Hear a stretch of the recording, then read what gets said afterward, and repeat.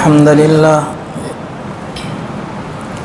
نحمده ونستعينه ونستغفره ونعوذ بالله من شرور أنفسنا ومن سيئات أعمالنا من يهده الله فلا مضل له ومن يضلل فلا هادي له وأشهد أن لا إله إلا الله وحده لا شريك له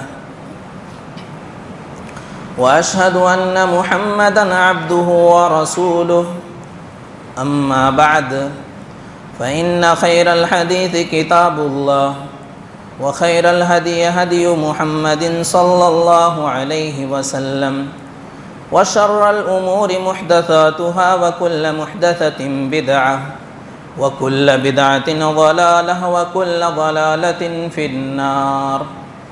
أعوذ بالله من الشيطان الرجيم. بسم الله الرحمن الرحيم. قاف والقرآن المجيد بل عجبوا أن جاءهم منذر منهم فقال الكافرون هذا شيء عجيب أإذا متنا وكنا ترابا ذلك رجع بعيد قد علمنا ما تنقص الأرض منهم وعندنا كتاب حفيظ بل كذبوا بالحق لما جاءهم فهم في أمر مريج أفلم ينظروا إلى السماء فوقهم كيف بنيناها وزيناها وما لها من فروج والأرض مددناها وألقينا فيها رواسي وأنبتنا فيها من كل زوج بهيج تبصرة وذكرى لكل عبد منيب ونزلنا من السماء ماء مباركا فأنبتنا به جنات وحب الحصيد والنخل باسقات لها طلع نضيد رزقا للعباد وأحيينا به بلدة ميتا كذلك الخروج كذبت قبلهم قوم نوح وأصحاب الرس وثمود وعاد وفرعون وإخوان لوط وأصحاب الأيكة وقوم تبع كل كذب الرسل فحق وعيد أفعينا بالخلق الأول بل هم في لبس من خلق جديد. قال الله تبارك وتعالى في محكم تنزيله بعد أعوذ بالله من الشيطان الرجيم. بسم الله الرحمن الرحيم.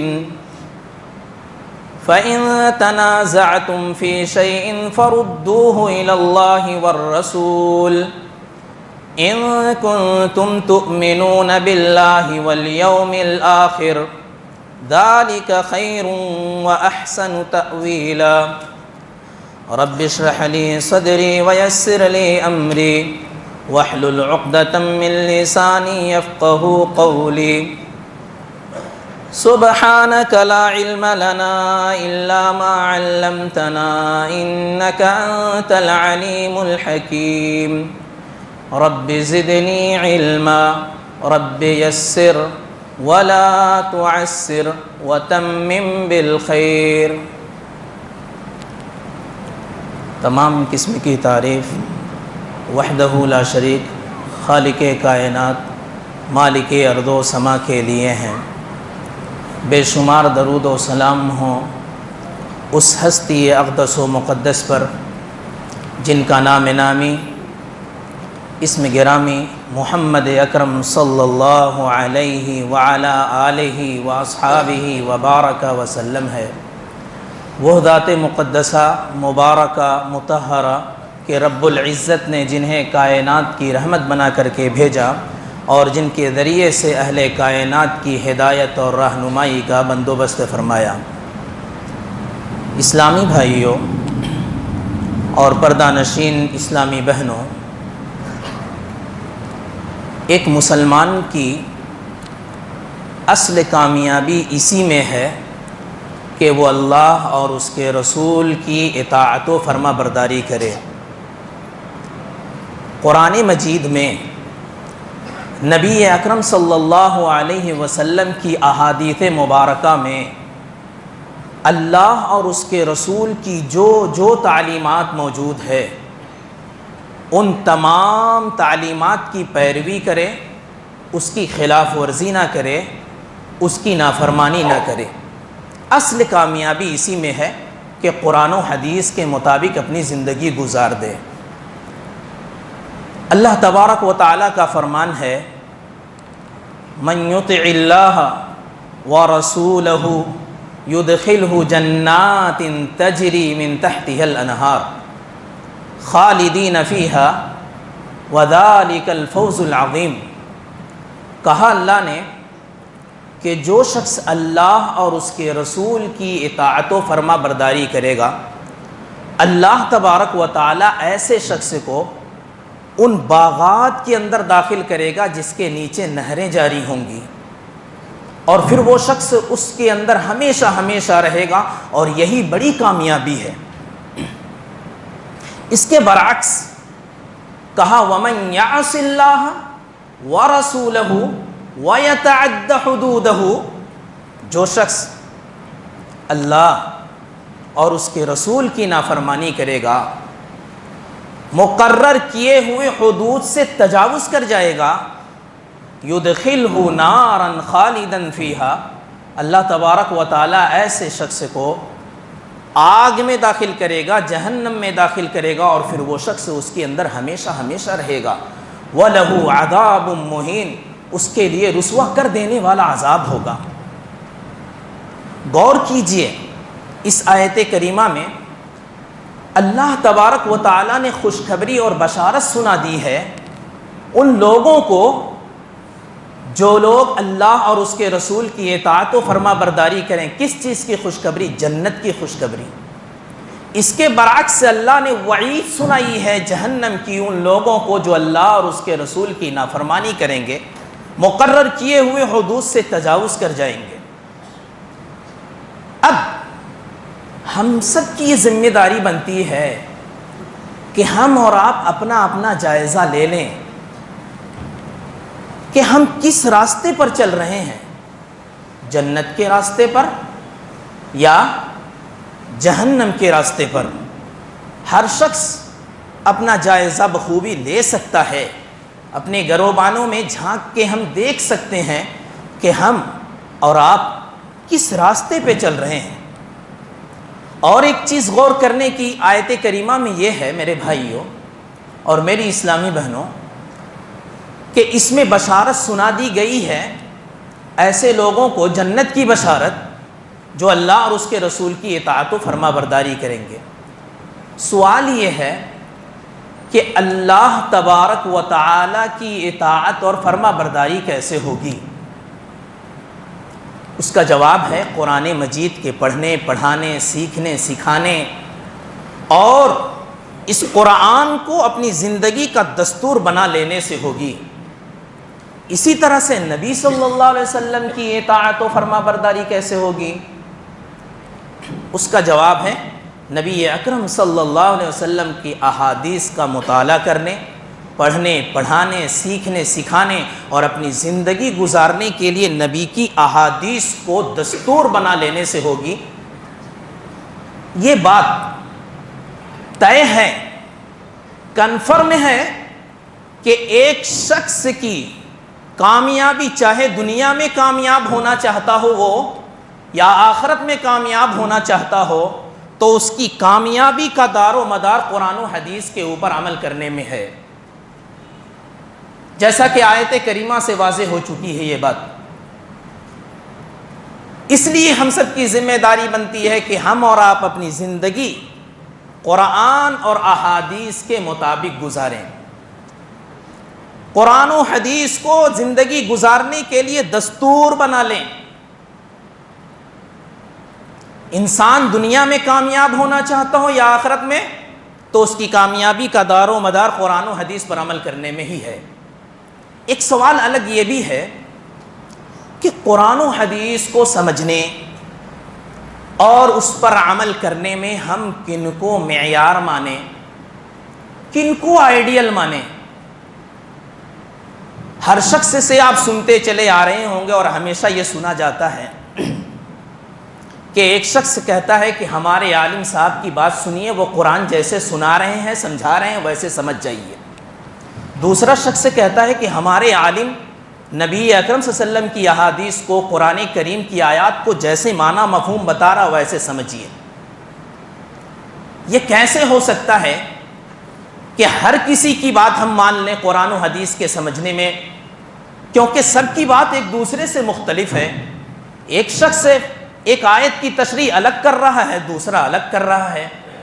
سوال یہ ہے کہ اس سلسلے میں معیار اور آئیڈیل اگر ہم مانیں تو کس کو مانیں؟ کیا جواب دیں گے آپ؟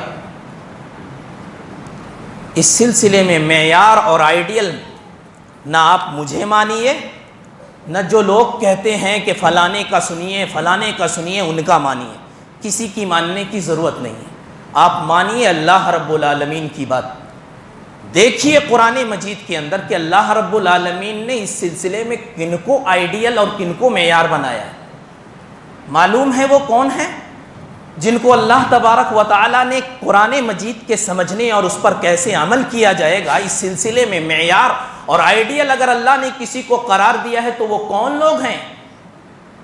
یہ وہ لوگ ہیں میرے اسلامی بھائیوں اور اسلامی بہنوں، یہ وہ لوگ ہیں جنہوں نے نبی اکرم صلی اللہ علیہ وسلم کو دیکھ کر کے ایمان لے آیا تھا۔ یہ وہ لوگ ہیں جنہوں نے نبی کو دیکھ کر ایمان لائے۔ یہ وہ حضرات ہیں جن سے اللہ تبارک و تعالی نے راضی ہونے کا اعلان کر دیا، جن کے بارے میں اللہ تبارک و تعالی نے جنت کی بشارت سنا دی ہے، جنت کی خوشخبری سنا دی کہ یہ لوگ جنت کے اندر داخل ہوں گے۔ یہ وہ لوگ ہیں جنہوں نے نبی اکرم صلی اللہ علیہ وسلم کے چہرے کا دیدار کیا ہے۔ یہ وہ لوگ ہیں جنہوں نے نبی اکرم کے لبوں سے ڈائریکٹ قرآن مجید کو سنا تھا۔ یہ وہ لوگ ہیں جنہوں نے ڈائریکٹ نبی کے لبوں سے نبی اکرم صلی اللہ علیہ وسلم کی احادیث کو سنا تھا۔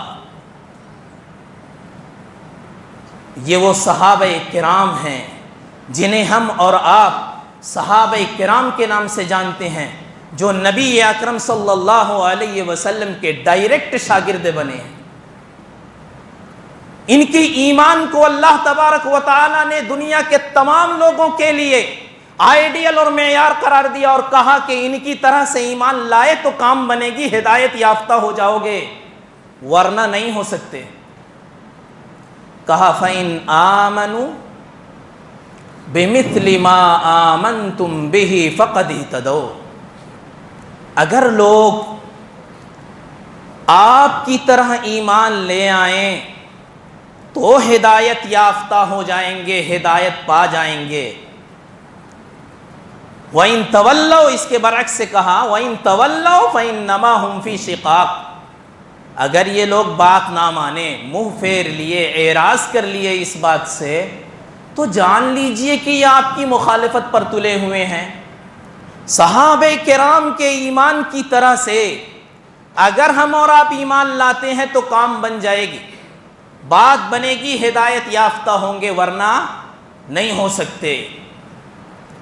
اسی لیے کہا جاتا ہے کہ قرآن و حدیث کو کیسے سمجھا ہے صحابہ کرام نے، قرآن و حدیث پر کیسے عمل کیا ہے، ہم سب کی ذمہ داری بنتی ہے، صرف ہماری نہیں، ہم میں سے ہر شخص کی ذمہ داری بنتی ہے کہ ویسے ہی ہمیں اور آپ کو قرآن و حدیث کو سمجھنا ہے۔ ان لوگوں نے کیسے عمل کیا میرے بھائیوں، خاص طور سے ان نزاعی مسائل کے اندر، اختلافی مسائل کے اندر، جن مسائل میں ہم اور آپ آپس میں ایک دوسرے سے لڑنے مرنے کے لیے تیار ہو جاتے ہیں، بحث و تکرار ہمیشہ جاری رہتا ہے۔ کیوں نہ ہو ہمیشہ کے لیے کہ مل بیٹھ کر کے ان نزاعی مسائل کو، ان اختلافی مسائل کو ہم کیوں نہ حل کر لیں ہمیشہ کے لیے۔ کتنا بہتر ہوتا کہ ہم سب مل کر کے ان مسائل کا حل قرآن و حدیث میں ڈھونڈ لیتے۔ اور یہ اصول تو اللہ رب العالمین نے قرآن مجید میں بھی بیان کیا۔ صاف طور پہ اللہ تبارک و تعالیٰ نے کہا فَإِن تَنَازَعْتُمْ فِي شَيْءٍ فَرُدُّوهُ إِلَى اللَّهِ وَالرَّسُولِ، اگر تمہارے درمیان کسی بھی بات میں اختلاف ہو جاتا ہے، کسی مسئلے میں اختلاف ہو جاتا ہے، فردوہ الی اللہ والرسول، تو اسے اللہ اور اس کے رسول کی طرف لوٹا دو، یعنی قرآن و حدیث میں اس مسئلے کا حل ڈھونڈ لو۔ ان کنتم تؤمنون باللہ والیوم الآخر، اگر تم لوگ اللہ پر ایمان لانے والے ہو، اگر تم یوم آخرت پر ایمان رکھتے ہو، ذالک خیر واحسن تاویلا، یہ تمہارے حق میں زیادہ بہتر ہے اور انجام کے لحاظ سے بھی بہت اچھا ہے۔ غور کیجئے، ہر عربی پڑھنے والا شخص اچھی طرح سے جانتا ہے کہ اس میں فَإِن تَنَازَعْتُمْ کے بعد فی شیئن کہا ہے، شرط کے بعد نکرہ استعمال کیا ہے، فی شیئن نکرہ ہے، اور جب یہ اسلوب عربی کے اندر اختیار کیا جاتا ہے، استعمال کیا جاتا ہے یہ اسلوب اور یہ طریقہ، تو اس سے ایک عموم کا فائدہ ہوتا ہے، عام معنی ہو جاتا ہے۔ کسی بھی مسئلے میں اختلاف اگر تمہارے درمیان ہو جائے، کوئی بھی مسئلہ، چاہے وہ ہمارے عقیدے کے میٹر میں ہو، چاہے عبادات کے مسئلے میں ہو، یا آپس کے لین دین معاملات کے سلسلے میں ہو، کسی بھی مسئلے میں اگر اختلاف ہو جاتا ہے تو ان اختلاف کا حل قرآن و حدیث میں ڈھونڈو۔ ذرا ہم اور آپ سوچیں، اگر اختلافی مسائل کا حل قرآن و حدیث میں نہ ہوتا تو کیا اللہ رب العالمین ہمیں قرآن و حدیث کی طرف لوٹنے کا حکم دیتا؟ ہرگز نہیں۔ اللہ نے یہ کہہ دیا کہ تمام مسائل کا حل قرآن و حدیث میں ڈھونڈو، یہ اس بات کی دلیل ہے میرے بھائیوں کہ ہر مسئلے کا حل قرآن و سنت کے اندر موجود ہے۔ بس ہم سب کی ذمہ داری بنتی ہے کہ ایمانداری کے ساتھ ہم ڈھونڈیں، ان مسئلوں کا حل تلاش کریں قرآن و سنت کے اندر۔ غور کیجئے، یہ جو اختلافی مسائل رونما ہوتے ہیں جن میں آپس میں مسلمان ایک دوسرے سے ہمیشہ بحث و تکرار کرتے ہیں، جب مسئلہ پیش آتا لڑنے مرنے کے لیے تیار ہو جاتے ہیں، انہی اختلافی اور نزاعی مسئلے میں سے ایک مسئلہ ربیع الاول کی 12 تاریخ کو عید میلاد النبی منانے کا ہے۔ جیسا کہ بہت سارے مسلمان بھائیوں سے دیکھا جاتا ہے کہ وہ ربیع الاول کے مہینے کی 12 تاریخ کو عید میلاد النبی مناتے، جشن منایا جاتا، گھروں کو روشن کرتے، لائٹ وغیرہ لگا کر، جھنڈیاں لگائی جاتی گاڑیوں میں، گھروں میں، مکان، دکان، ہر جگہ، نعت خوانی کی محفلیں سجائی جاتی۔ اس سے پہلے میں آپ لوگوں کو یہ بتانا چاہتا ہوں کہ جیسا کہ ہم اور آپ یہ سن چکے، باتیں گزر چکی کہ ہم سب کی ذمہ داری بنتی ہے کہ مسئلے کا حل قرآن و حدیث میں ڈھونڈیں، اور اس سلسلے میں نبی اکرم صلی اللہ علیہ وسلم کے صحابہ کرام کے طرز عمل کی روشنی میں مسئلے کا حل ڈھونڈنا ضروری ہے۔ نبی اکرم کے صحابہ کرام اختلافی مسائل کا حل قرآن و حدیث میں کیسے ڈھونڈتے تھے؟ نبی کے صحابہ کرام کا معاملہ یہ تھا کہ قرآن و حدیث کے آ جانے کے بعد سر تسلیم خم کر لیتے تھے، سر جھکا دیتے تھے۔ قرآن کی واضح آیات مل جانے کے بعد، نبی کی واضح حدیث کی آ جانے کے بعد بحث و تکرار کو وہ لوگ جائز سمجھتے ہی نہیں تھے۔ آج ہماری حالت یہ ہے کہ قرآن و حدیث کے واضح نصوص کے آ جانے کے بعد بھی ہم بحث و تکرار میں بلا وجہ کے پڑے ہوئے رہتے ہیں۔ تو میں یہ بتا رہا تھا کہ اختلافی مسئلے میں سے ایک اہم مسئلہ جو 12 ربیع الاول کو نبی صلی اللہ علیہ وسلم کے پیدائش کا حوالہ دے کر کے منایا جاتا ہے، کیا یہ درست ہے؟ اس میں لوگ آپس میں ایک دوسرے سے بحث و تکرار کرتے ہیں، کوئی کہتا ہے جائز ہے، کوئی کہتا ہے ناجائز، کوئی کہتا ہے بدعت، کوئی کہتا ہے ہم تو خوشی میں منا رہے۔ اس مسئلے کا حل قرآن و سنت کے اندر ڈھونڈنے کی ضرورت ہے۔ سب سے پہلے ہم سب کی ذمہ داری بنتی ہے کہ ہم اور آپ جانیں کہ کیا نبی صلی اللہ علیہ وسلم کی پیدائش ہوئی بھی تھی اس دن؟ کیا خیال ہے آپ کا؟ 12 ربیع الاول کو اللہ کے رسول کی پیدائش ہوئی بھی تھی۔ اگر ہم اور آپ مطالعہ کریں گے، کتابوں میں چھان بین کریں گے، تو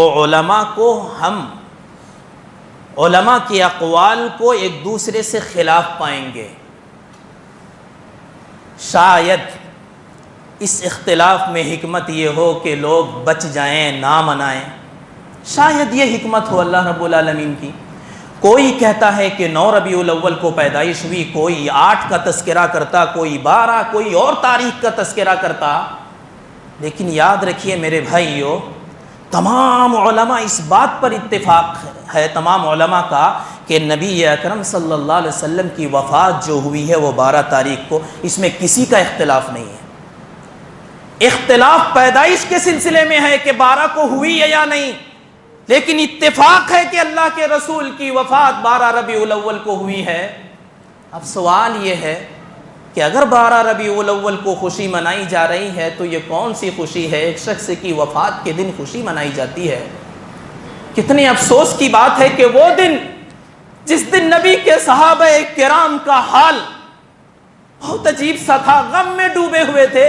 بعض صحابہ کی حالت یہ تھی کہ ایک شخص گزرتا تھا، سلام کرتا تھا، اس قدر غمطاری تھا کہ سلام کا احساس تک نہیں ہوتا تھا کہ سلام کیا بھی ہے کہ نہیں۔ نبی کے صحابہ کی یہ حالت تھے۔ حضرت انس کا بیان ہے کہ نبی اکرم صلی اللہ علیہ وسلم جس دن مدینے کے اندر داخل ہوئے، اس سے زیادہ روشن دن ہم نے نہیں دیکھا۔ اور تو اور یہی حضرت انس بیان کرتے ہیں، ما رأیت یوما اقبح ولا اظلم من یوم مات فیہ رسول اللہ صلی اللہ علیہ وسلم۔ جس دن نبی اکرم صلی اللہ علیہ وسلم کی وفات ہوئی، اس سے زیادہ تاریک دن میری آنکھوں نے نہیں دیکھا۔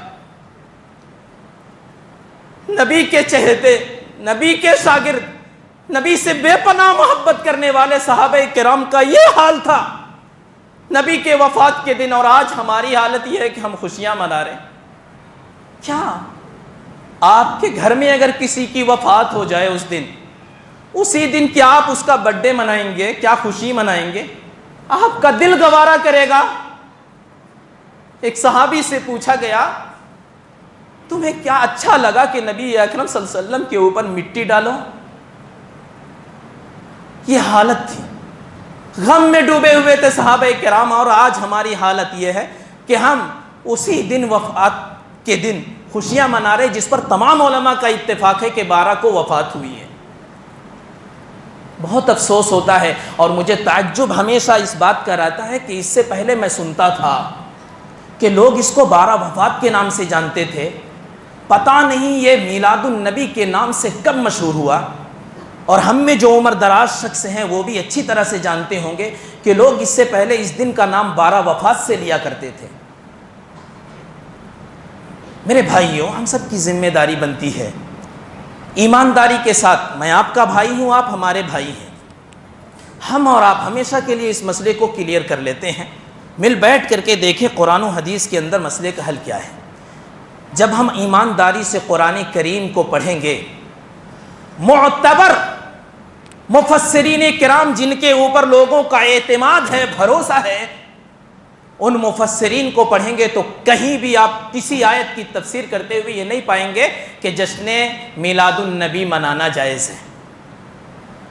قرآن و حدیث میں کہیں اس کا ثبوت نہیں ملتا، نبی صلی اللہ علیہ وسلم کی حدیث میں بھی نہیں ہے، بلکہ اللہ کے رسول صلی اللہ علیہ وسلم نے جتنے دن اس دنیا کے اندر آپ نے زندگی گزاری، کبھی بھی آپ نے اپنا خود جشن نہیں منایا، اپنی میلاد آپ نے خود نہیں منائی، اور نہ آپ نے اپنے شاگردوں کو یعنی صحابہ کرام کو حکم دیا۔ نبی کے صحابہ کے جو شاگرد بنے تھے، تابعین نے بھی نہیں منایا۔ ایمانداری کے ساتھ مطالعہ کریں گے تو ہم اس نتیجے پہ پہنچیں گے کہ تابعین کے شاگرد تبع تابعین نے بھی نہیں منایا۔ اس امت کے جو اعتماد، جن کے اوپر بھروسہ کیا جاتا ہے، ائمہ دین جیسے کہ مشہور امام ابو حنیفہ رحمۃ اللہ علیہ، امام شافعی رحمۃ اللہ علیہ، امام مالک رحمۃ اللہ علیہ، امام احمد ابن حنبل رحمہم اللہ، جمیعاً اللہ تبارک و تعالیٰ ان تمام پر رحم کرے۔ کسی نے بھی یہ دن نہیں منایا اور نہ کہ اپنے شاگردوں کو حکم دیا، کسی نے نہیں منایا۔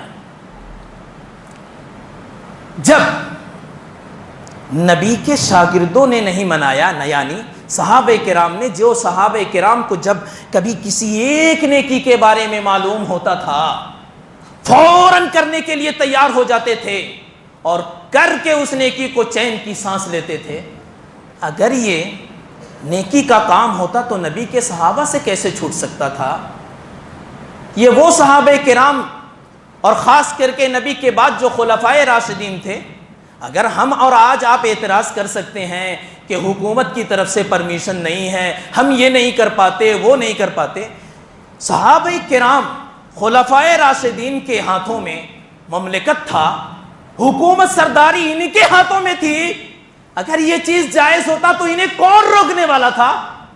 ضرور کرتے، کوئی ان کو روکنے والا نہیں تھا۔ اگر یہ خیر کا کام ہوتا تو ضرور کرتے، جبکہ حکومت ان کے ہاتھوں میں تھا۔ لیکن کہیں نہیں پایا جاتا کہ نبی نے منایا، صحابہ نے منایا، تابعین نے، تبع تابعین نے، امت کے معتبر ائمہ دین نے منایا ہو، کہیں نہیں ملتا۔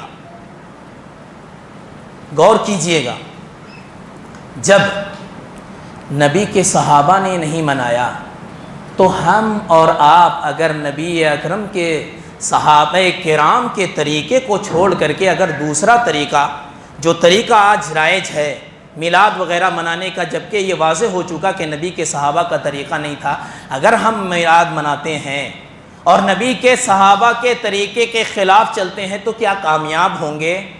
اس سلسلے میں قرآن مجید کی ایک آیت سماعت فرمائیے، سن لیجئے۔ اللہ تبارک و تعالیٰ نے کہا وَمَن يُشَاقِقِ الرَّسُولَ مِن بَعْدِ مَا تَبَيَّنَ لَهُ الْهُدَى وَيَتَّبِعْ غَيْرَ سَبِيلِ الْمُؤْمِنِينَ نُوَلِّهِ مَا تَوَلَّى وَنُصْلِهِ جَهَنَّمَ وَسَاءَتْ مَصِيرًا۔ اللہ اکبر۔ کہا کہ جو شخص ہدایت آ جانے کے بعد، صحیح راہ معلوم ہو جانے کے بعد بھی نبی کی مخالفت کرے گا، اور جو شخص مومنین کے راستے کو چھوڑ کے دوسرے راستے کی طرف چلے گا، اللہ تبارک و تعالیٰ کہتا ہے کہ ہم اسے اسی راستے پر چھوڑ دیں گے جس میں وہ چل رہا ہے، اور روز قیامت نصلہ جہنم، ہم اسے اٹھا کے جہنم کے اندر پھینک دیں گے، وساعت مصیرا، اور یہ جہنم بہت بری جگہ ہے۔ معلوم ہے اس میں مومنین کے راستے کے علاوہ کی طرف چلنے والے کے بارے میں جو کہا گیا، یہاں مومنین سے کون مراد ہیں؟ مفسرین کہتے ہیں صحابہ کرام ہیں۔ کیوں مومنین سے مراد صحابہ کرام ہیں؟ اس لیے کہ قرآن مجید کے نزول کے وقت یہی لوگ تھے، یہی مومن تھے، ہم اور آپ نہیں تھے۔ اسی وجہ سے کہا جاتا ہے کہ آیت کے اندر مومنین سے مراد صحابہ کرام ہیں، تو ثابت یہ ہوا کہ صحابہ کرام کے طریقے کو چھوڑ کر کے اگر کوئی دوسری راہ کو اپنائے گا، دوسرا طریقہ اختیار کرے گا، تو اللہ رب العالمین نے اسے سخت وعید سنائی ہے، ایسے شخص کو روز قیامت جہنم میں اٹھا کے پھینک دے گا۔ اسی طرح سے اللہ کے رسول صلی اللہ علیہ وسلم نے اپنی زندگی میں ہی میرے بھائیوں کہا تھا اوصیکم بتقوی اللہ، وصیت کیا تھا امت کو، کہا تھا کہ ہم تمہیں وصیت کرتے ہیں اللہ تبارک و تعالیٰ سے ڈرنے کا۔ اسی حدیث کے اندر آگے کہا اللہ کے رسول نے فَإِنَّهُ مَن يَعِشْ مِنْكُمْ بَعْدِي فَسَيَرَىٰ اخْتِلَافًا كَثِيرًا، کہ تم میں سے جو شخص میرے بعد زندہ رہے گا وہ بہت زیادہ اختلاف کو دیکھے گا، اختلاف بہت زیادہ رونما ہوں گے۔ ایسے حالت میں کیا کریں؟ اللہ کے رسول نے طریقہ بتا دیا، کہا علیکم بسنتی وسنت الخلفاء المہدیین الراشدین، لوگو ایسے اختلاف کے بعد میری سنت کو لازم پکڑ لینا، میرے ان خلفاء کا سنت کو لازم پکڑ لینا جو ہدایت یافتہ ہوں گے، جو نیکوکار ہوں گے۔ ہمارے صحابہ کرام کے میرے طریقے کو اپنانا، میرے صحابہ کے طریقے کو اپنانا، بلکہ مزید کہا تمسکوا بہا، اس کو مضبوطی سے تھام لینا، وعضوا علیہا بالنواجذ، ہاتھوں سے جانے نہ دینا، مضبوطی سے تھام لینا میرے طریقے کو اور میرے صحابہ کے طریقے کو۔ اگر مضبوطی سے تھام لوگے تو کامیاب ہوگے، ورنہ کیا ہوگا؟ آگے اللہ کے رسول نے کہا وَإِيَّاكُمْ وَمُحْدَثَاتِ الْأُمُورِ، دین میں نئے نئے چیزوں کی ایجاد کرنے سے بچنا۔ کل محدثۃ بدعہ، کہا کہ ہر نئی چیز بدعت ہے، وکل بدعت ضلالہ، اور ہر بدعت گمراہی ہے۔ کہا گیا وکل ضلالۃ فی النار، اور ہر گمراہی انسان کو جہنم تک پہنچا دیتی ہے۔ نبی کا یہ کہنا میری سنت اور میرے طریقے کو، میرے نبی کے میرے صحابہ کے طریقے کے سنت کو لازم پکڑ لینا، اور اس کے فوراً بعد اللہ کے رسول نے بدعات سے روکا ہے، یہ اس بات کی دلیل ہے کہ جو کوئی شخص نبی کے طریقے سے ہٹے گا، صحابہ کرام کے طریقے سے ہٹے گا، وہ بدعات میں جا پڑے گا، جیسا کہ لوگ آج کر رہے ہیں۔ یہ اس بات کا نتیجہ ہے، جو لوگ آج کر رہے ہیں اور منا رہے ہیں، یہ اس بات کا نتیجہ ہے کہ ہم نے اور آپ نے نبی کے، صحابہ کرام کے، تابعین کے، تبع تابعین کے، قرون اولا جس کے بارے میں اللہ کے رسول نے کہا خیر الناس قرنی ثم الذین یلونہم ثم الذین یلونہم، سب سے بہترین زمانہ میرا زمانہ ہے، پھر اس کے بعد کا زمانہ، پھر اس کے بعد کا زمانہ، قرون اولا کے طریقے کو ہم نے چھوڑا ہے۔ یہ اس نتیجے یہی وجہ ہے، یہی نتیجہ ہے کہ ہم پہنچ گئے ہیں بدعات اور خرافات کے اندر۔ بس وقت ہو چکا ہے، ذرا معاف کیجیے کہ 1-2 منٹ میں اپنی بات مکمل کروں گا۔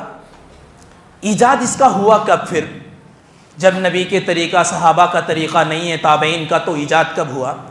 کہا جاتا ہے کہ فاطمیوں نے اس کا مصر میں ایجاد کیا۔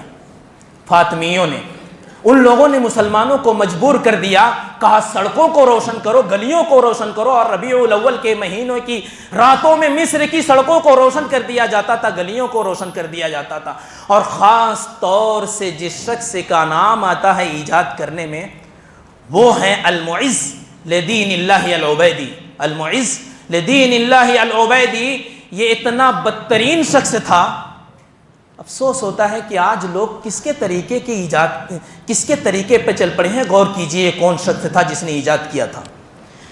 اتنا بدترین شخص تھا یہ کہ یہود و نصارہ کو اپنے سے قریب کرتا تھا اور مسلمانوں کو دور بھگا دیتا تھا۔ یہ وہ شخص تھا جو اپنے آپ کو مہدی کہلواتا تھا۔ یہ وہی شخص تھا جس نے اذان کے کلمات میں چینجنگ کر دی تھی۔ آج اس بدترین شخص کی ایجاد کیا ہوا طریقے کے اوپر ہم اور آپ چل رہے ہیں۔ بہت افسوس کی بات ہے، بہت افسوس ہوتا ہے کہ ایسے شخص کا جو یہود و نصارہ کا سپورٹر ہے، یہود و نصارہ کی تائید کرنے والا۔ اور ایک اہم بات یہ ہے کہ عربی میں کہا جاتا ہے الفضل ما شہدت بہ الاعداء، آپ کے حق ہونے کی سب سے بڑی بات یہی ہے، سب سے بڑی دلیل یہ ہوگی کہ آپ کے دشمن آپ کی بات کی تائید کر دے۔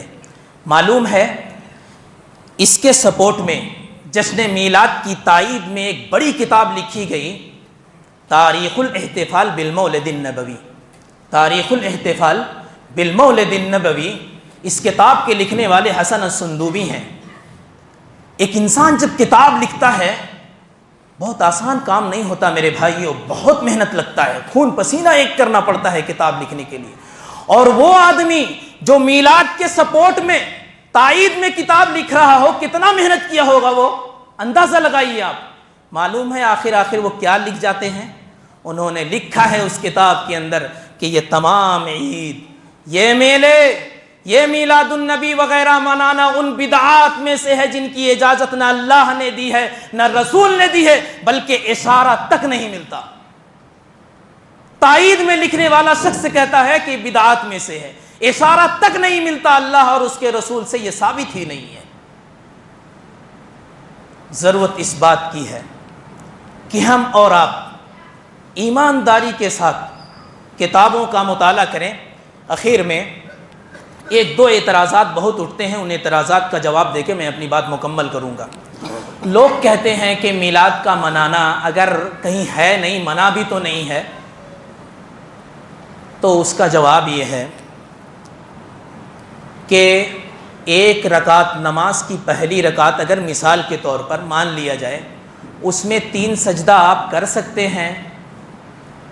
ہم اور آپ یہی کہیں گے، ایسے شخص کو یہی جواب دینا چاہیے کہ 1 رکعت میں 3 سجدہ کہیں تو لکھا ہوا نہیں ہے، منع تو نہیں ہے، تو کر سکتے۔ یقیناً وہ آدمی کہے گا جائز نہیں ہے۔ تب جب یہ جائز نہیں ہے تو میلاد کا منانا کیسے جائز ہو سکتا؟ اذان میں حی علی الصلاۃ 3 مرتبہ آپ کہہ سکتے ہیں، منع تو نہیں ہے۔ یقیناً ہر کوئی کہے گا نہیں کہہ سکتے، جب یہاں نہیں کہہ سکتے تو یہ بھی ہم نہیں منا سکتے۔ اور ایک اعتراض یہ ہوتا ہے کہ اللہ کے رسول صلی اللہ علیہ وسلم نے اپنی زندگی میں خوشی میں عقیقہ کیا تھا، اس کا جواب یہ ہے کہ کیا کتنے مرتبہ کیا تھا؟ اگر آپ کہتے ہیں خوشی میں کیا تھا تو کتنے مرتبہ کیا تھا؟ آپ کہیں گے ایک ہی مرتبہ کیا تھا. اور ہم اور آپ کتنا مرتبہ کر رہے ہیں؟ جب ربیع الاول کی 12 تاریخ آتی ہے تب کرتے ہیں. یہ کیسے جائز ہو سکتا ہے؟ دلیل لو تو مکمل لو، آدھی ادھوری دلیل نہیں لینی چاہیے. تو پتہ یہ چلا یہ بھی ان کا اعتراض درست نہیں ہے. اسی طرح سے حضرت یہ لوگ حوالہ دیتے ہیں ابو لہب کا کہ اس نے نبی کی پیدائش کی خوشی میں اپنی لونڈی کو آزاد کر دیا تھا. غور کیجئے گا، خواب کی بات بتلائی جاتی ہے، اور ہماری شریعت میرے بھائیو ایسا نہیں ہے کہ ہر کسی کے خواب شریعت بن جائے. جو کوئی خواب دیکھے، ہر کوئی ایک الٹی سیدھی خوابیں دیکھتا ہے تو کیا وہ شریعت بن جائے گا؟ کیا کسی کے خواب سے شریعت کا حکم لاگو ہو سکتا ہے؟ ہرگز نہیں. اسی طرح سے اس کا جواب ایک دوسری طریقہ سے یہ بھی دیا جا سکتا ہے کہ اس کی خوشی تو ایک فطری خوشی تھی، عبادت والی خوشی نہیں تھی. وہ فطری طور پہ آزاد کر دیا تھا، عبادت والی خوشی نہیں. اگر عبادت والی خوشی ہوتی تو وہ اللہ کی رضا کے لیے ہوتی. ابو لہب جیسے شخص کے بارے میں کیا آپ کہہ سکتے ہیں کہ وہ اللہ کی رضا کے لیے ایسا کیا تھا؟ ہرگز نہیں کہہ سکتے. تو پتہ یہ چلا یہ اعتراض بھی ان کا درست نہیں ہے. اسی طرح سے اور بھی اعتراضات لوگ کرتے ہیں قرآن کی آیتوں سے بلا وجہ کے غلط سلط تفسیر بیان کرتے ہیں. تو ان لوگوں کو میں یہی کہوں گا کہ امت کے جو معتبر جن کے اوپر علماء کا اعتماد ہے، ایسے مفسرین کا حوالہ آپ ثابت کر دیجئے کہ ان لوگوں نے یہ کہا ہو جشن میلاد النبی منانا جائز ہے. کہیں اس کا تذکرہ نہیں ہے. آخر میں اللہ تبارک و تعالیٰ سے دعا کرتا ہوں کہ اللہ تبارک و تعالیٰ ہم تمام لوگوں کو بدعات اور خرافات سے محفوظ رکھے. اللہ ہم سب کو قرآن و سنت کے مطابق اپنی زندگی گزارنے کی توفیق عطا فرما. اللہ ہم میں جو پریشان حال ہیں ان کے پریشانی کو دور فرما دینا. الہی جو بیمار ہیں انہیں شفاء کاملہ عاجلہ عطا فرما. اللہ ہمارے جو بھائی بے روزگار ہیں انہیں روزگار عطا فرما. اللہ ہم سب کے کاروبار میں برکت دے. بارک اللہ لنا ولکم فی القرآن العظیم ونفعنا وإياكم بالآيات والذكر الحكيم إنه تعالى جواد ملك الرؤوف الرحيم.